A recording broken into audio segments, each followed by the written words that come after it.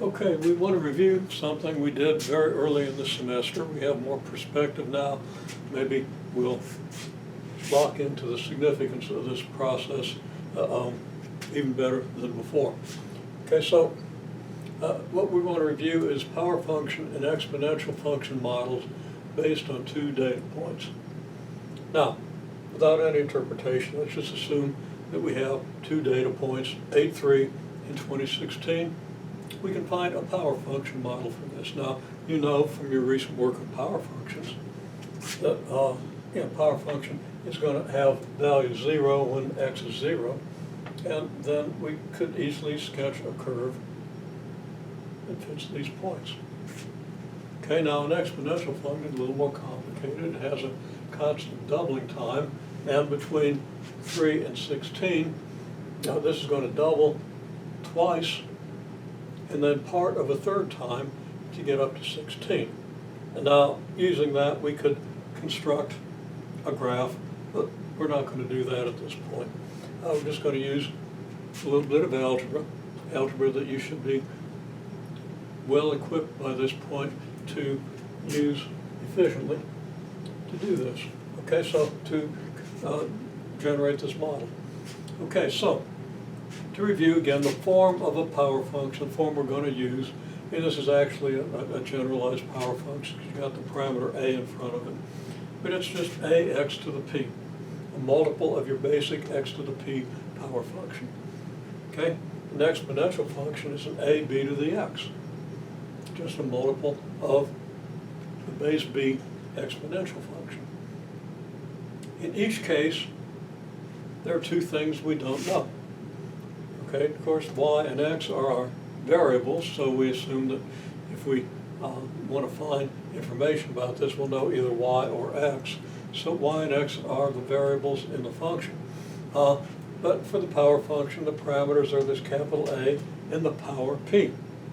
For an exponential function, the parameters are a and b. If you know what a and b are, you've got a function. If you know what a and p are here, you've got a function. And note again that p is the power in a power function. It's the exponent. b is the base of a factor in the function. And we want to distinguish clearly between power functions and exponential functions. We're in the early stages of a coronavirus disaster. Coronavirus grows exponentially if unchecked. It's not a power function. It'd be better if it was. Not to scare anybody, but us young people have to take good care of ourselves for our own health, but especially for those old people out there. Okay? You and I might be invulnerable, but there are people who aren't. Anyhow, okay, both models. We have 2 points and 2 parameters, whichever model we want to use for these points.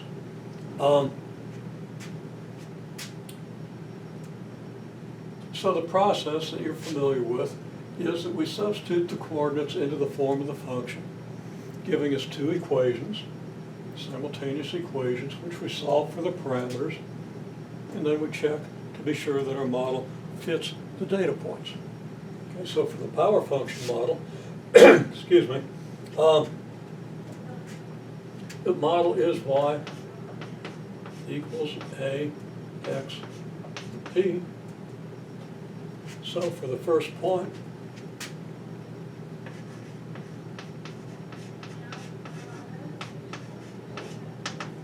a 3, x is 8, y is 3, we get 3 equals a times 8 to the p. And I always have to be careful about this because I have a terrible tendency to reverse the functions, these coordinates. That problem's been with me for most of my 26 years. Okay, well anyhow, you have 8.3 here, then you have 2016. And this gives you the equation, 16, your y coordinate, equals a times 20 raised to the p.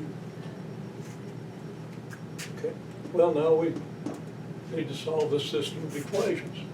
So as usual, I'll number the equations. I'll call this equation 1, call this equation 2. So the first thing I'm going to do, now there are various things you can do with this, but you can't get anywhere by adding and subtracting things in these equations because your variables, another problem's been with me a long time, I get careless. No,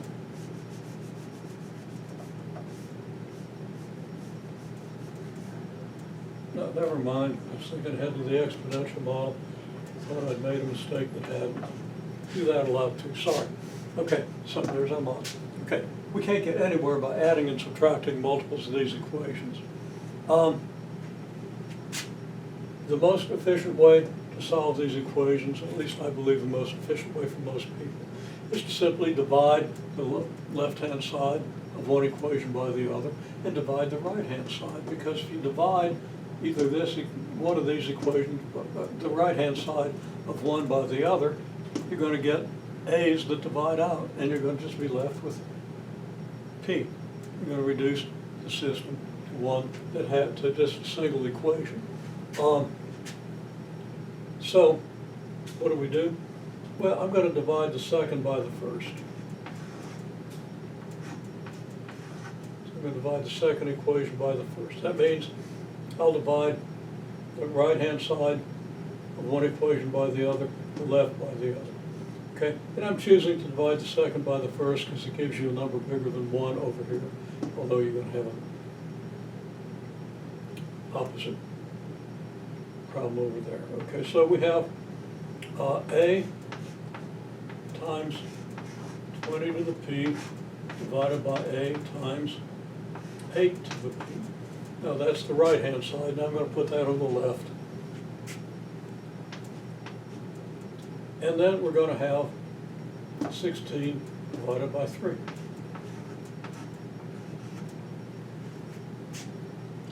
Well, you know that you can express this as a fraction a over a times a fraction 20 to the p over 8 to the p. A over a is 1, so you just end up with 20 to the p over 8 to the p equals 16/3. And then 20 to the p over 8 to the p is the same as 20 over 8 raised to the p equals 16/3. Now we have this left-hand side, and of course we can now simplify the 20 over 8, which will become 5 over 2, okay? But the point is we want to solve for p. So this equation is now, let's just write it as 5 over 2 raised to the p equals 16 over 3. I'm going to bring this up here. Okay, well, that's an exponential equation. The thing you try to solve for is the exponent. We change this to logarithmic form. And I'm not going to go through the details of that or quote the law. A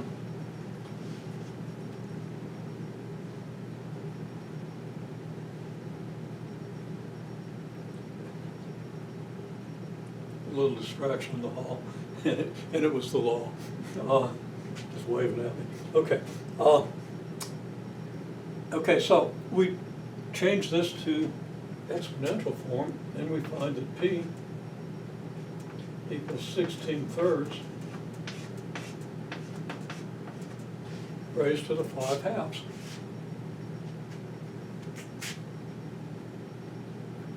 Now that's a number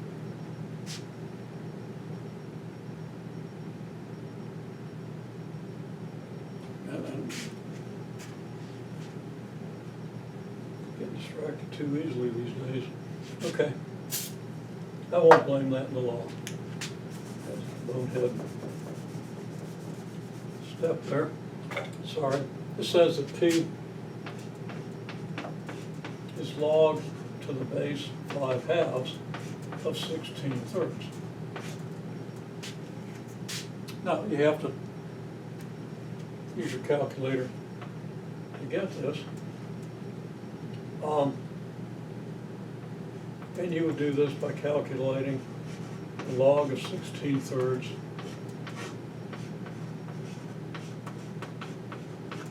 divided by the log of 5/2. Okay? Now,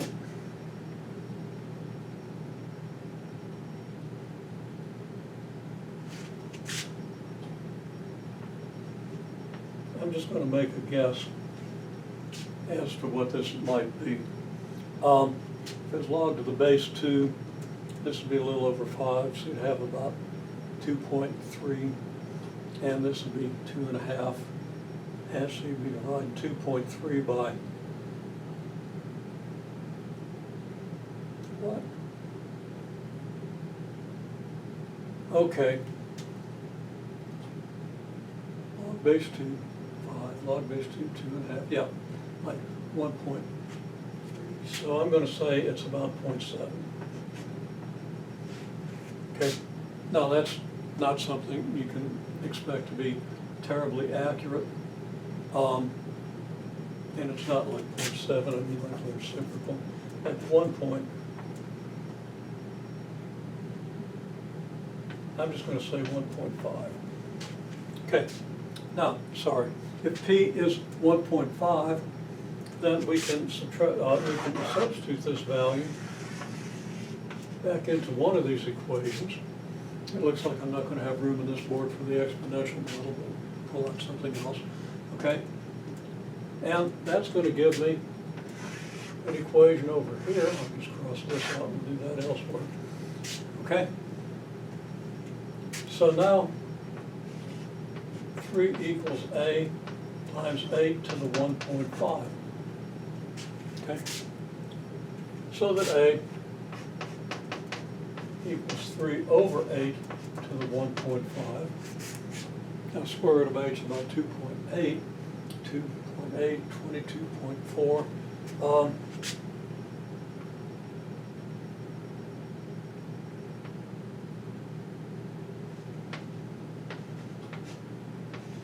I'll say 3 over 22, which is a little less than the 7th. That's probably still in the 0.14 range. Okay, so now we have our model.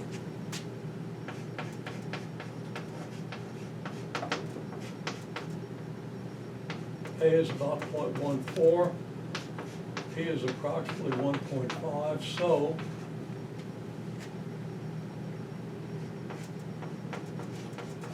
let's say y equals f of x equals 0.14x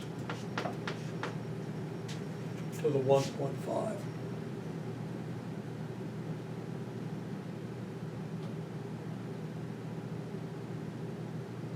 And that doesn't work out at all.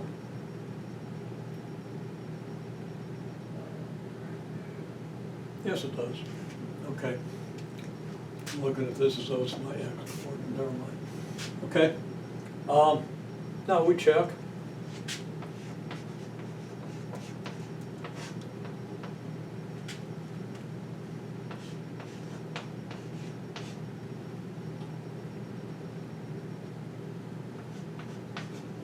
The 0.83 would imply that 3 equals 0.14 times 8 to the 1.5, which would be 0.14 times 22, which is approximately 3. Okay? Well, that works, but that was kind of bound to work because this is the equation I use. Okay? Now, this is the equation that's really going to trip me up. So all I've done here is I've checked whether I did this solution correctly. Okay? Here,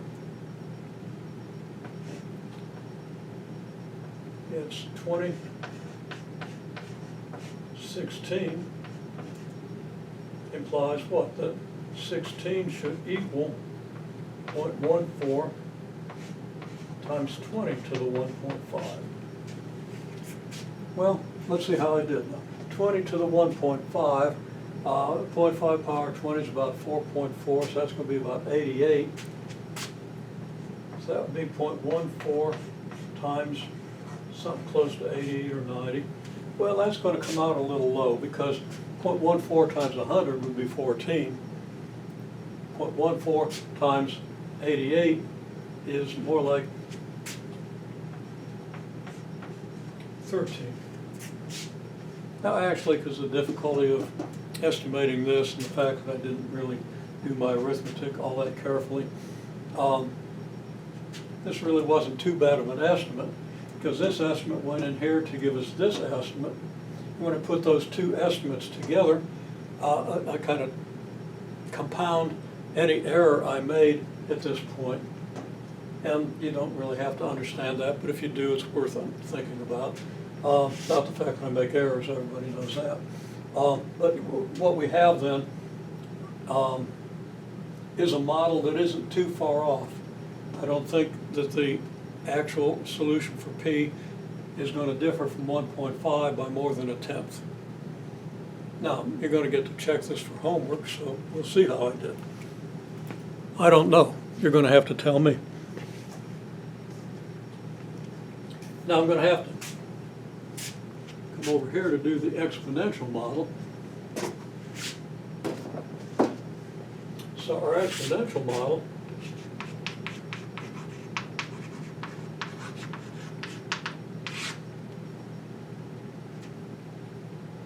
remember, our form is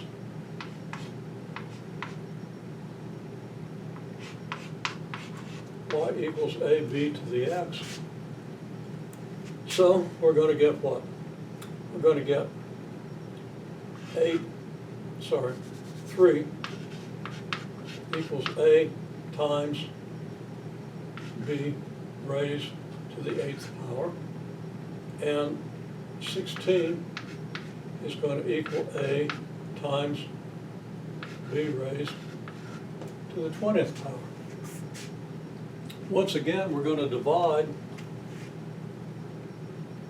If we call this 1 and this 2, so we're going to do 2 over 1, and that's going to give us ab to the 20th over ab to the 8th equals 16 over 3. Again, we can write this as a over a times b to the 20th over b to the 8th. A over a is 1, so we just get b to the 20th over b to the 8th. And I'm going to shorten this just by saying this is b, well, yeah, okay. B to the 20th over b to the 8th equals 16/3. I'm going to skip a step, then I thought better of it. And this is then b, 20 minus 8 equals 16/3. So that b to the 12th equals 16/3. So that b to the 12th raised to the 1/12 equals 16/3 raised to the 1/12. And I do hope everybody's done the extensive equation review I gave before break. Okay, so this is all pretty straightforward, and all we've got to do now is we don't have to do exponents or logs. Exponential, and we don't have to change this to exponential or logarithmic form. Okay, b to the 12th to the 1/12 is b to the 12 times 1/12. That's going to be 16/3 to the 1/12. And I'm going through the details of this because people are not good on the details. Some people are. For the most part, we have problems with this. Okay, 12 times 1/12 is b to the 1. I'm going to get really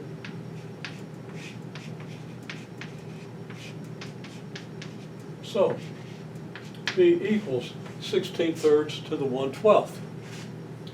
Well, the 1/12 power of 16/3, that's about 5 1/3, and the square root of 5 1/3 is around 2.5. 2.5? No. Around 25, 23, 2.3. And the square root of that is then going to be about 1.5, and then it's going to be a little less than that. And then we're going to have to take the third root of 1.5. It's going to be about 1.13. I'm going to say b is about 1.13. Now you're going to use your calculator, which is a lot harder, you know, but maybe a little more accurate. Okay, so b is about 1.13. And since I took a 12th root, I don't expect that to be particularly accurate. And if it is, it's just dumb luck. But I don't think it'll be too far from 1.13. Okay, so we check.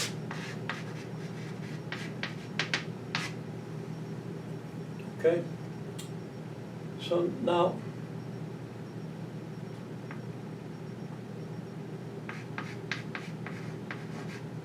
actually we can't check because we haven't yet solved for a, have we? Okay.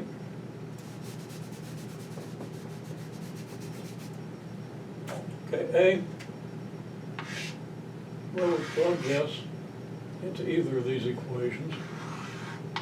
We'll plug it into the first equation.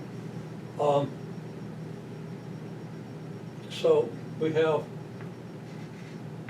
3 equals a times 1.13 raised to the 8th power. Now if I square 1.13, I get something close to 1.3, 1.28 or something like that. If I square that, I probably get something like 1.7, maybe a little less. If I square that, I get like 2.89, so maybe a little less. So I'm going to say that the 8th power of this is probably around 2.5. So we get 3 equals a times 2.5, so that a equals 3 over 2.5. And that's going to be an approximation because this is an approximation. And this is equal to 1.2. So now our model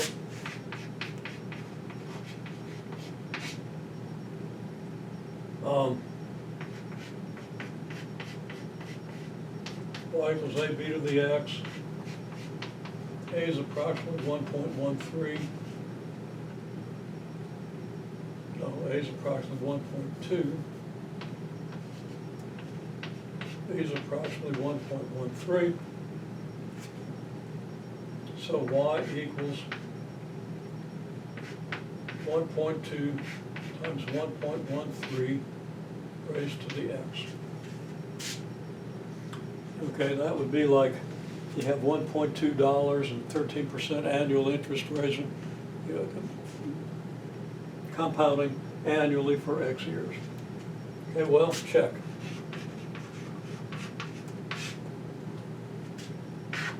Here's our model.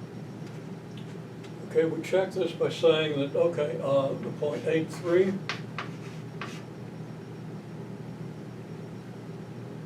gives us 3 equals 1.2 times 1.13 to the 8th.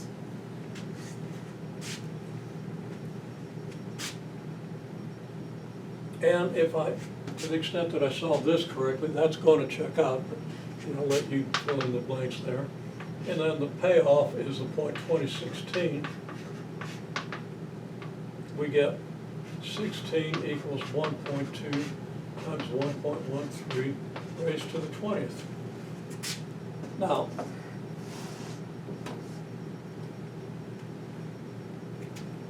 you would raise 1.13 to the 20th using your calculator.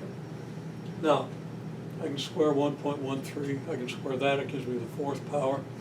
I can square that, it gives me the 8th power. I can square that, and it gives me the 16th power, which would be around 6 point something. And then I multiply that by the 4th power of this, which was about 1.6 or 1.7. And now working memory has abandoned me because I don't remember what I got for the 16th power. Let's see, that was 2.5 squared. Yeah, around 6. No, what did I get for the 4th power? That was around 2.5. Okay, I'm getting about 16 equals 1.2 times 2.5 times 6, which is 15. So I get like 16 equals 18, which is a lot closer than I deserve to be. Okay, well, you're going to do all this by calculator, then you're going to do a couple more models. Assuming you need the review, and I'll leave that up to you.